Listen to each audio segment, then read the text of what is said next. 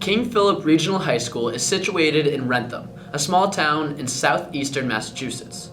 It's flanked by two other towns that attend its regional high school, Plainville and Norfolk. The high school, erected in 1957, was named after the Native American chief who lived in the area, Metacomet. Metacomet led one of the most costly wars of resistance against white settlement in New England history, known as King Philip's War, 1675-76. Instead of naming the new high school after his Native American name, founders decided to christen the school with Metacomet's English nickname, King Philip.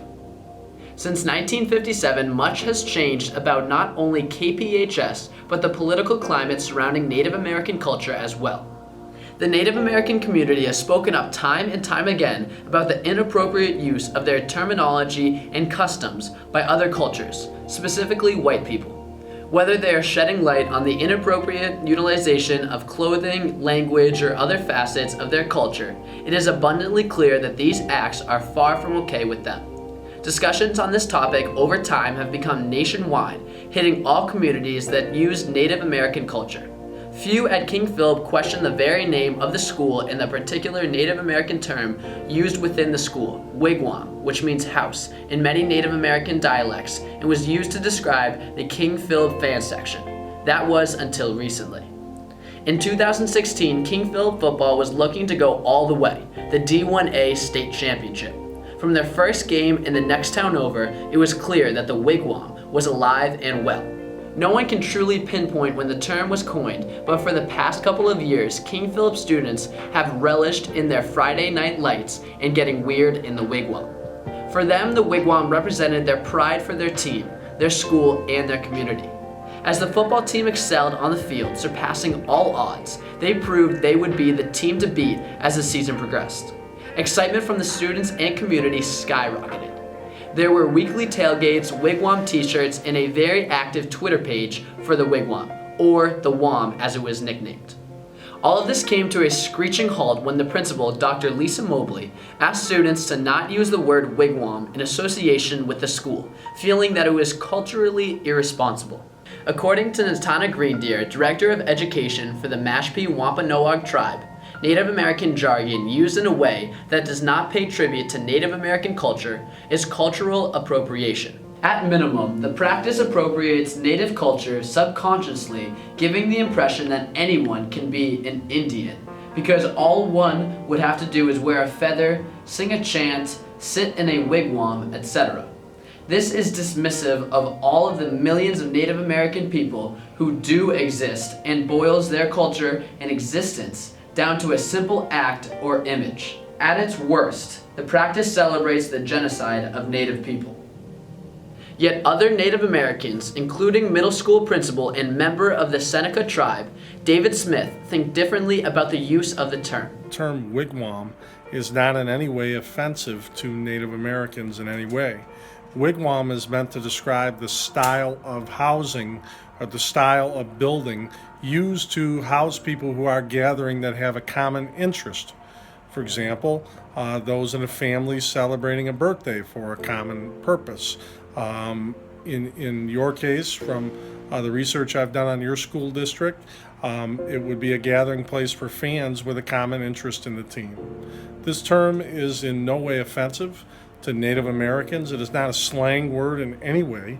It is an actual Indian word meant to describe and define the type of dwelling, the type of building used for dwelling that would house people with a common interest. Debate within the Native community over cultural appropriation is common due to the wide variety of tribes and vantage points throughout the community.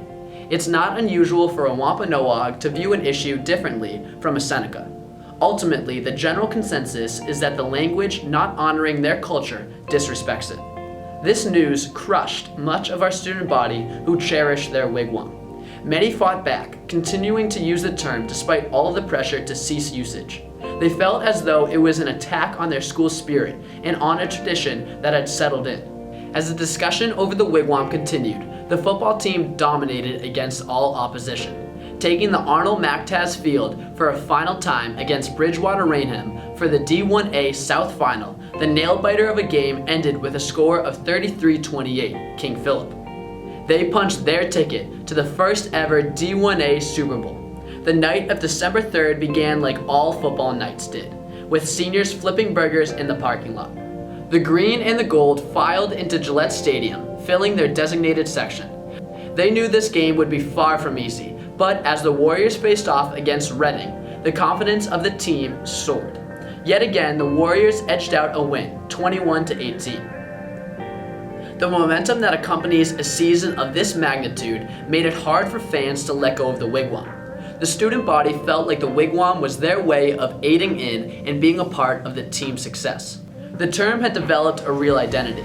But what is important to note, the Wigwam has been a sacred part of the Native American culture for much, much longer. A multitude of school districts, including King Philip, face this predicament. King Philip is 96% white and 0.03% of the student body being Native American. With little of the population belonging to this culture, it seems as though the culturally irresponsible actions could have repercussions far more expansive than the Tri-Town. A great deal of history deals with this problem. The stories of the persecuted are not as noted as the stories of the oppressors. Sometimes their stories are not told until years later. Other times they are simply lost. Within these narratives, there is culture, a deeply rich, unique culture. There seems to be a lack of understanding between appreciating and appropriating culture. People try to place themselves in the shoes of the oppressed, but this level of understanding is nearly impossible to grasp because it is foreign to most white people. If we cannot understand it, we cannot be in a position to deem whether or not it is or isn't appropriate for us to use their culture. This decision is out of our hands. More than that though, it was never in our hands to begin with. Since the inception of this nation, Native Americans have faced oppression. Some even go as far to call it genocide. They were forced out of their homes, hallowed grounds belonging to their families long before anyone in the Eastern Hemisphere dreamt of a new world. Their culture stripped away, used for purposes far from their original intent. The destiny of generations upon generations of Native Americans' lives was changed because of what was taken.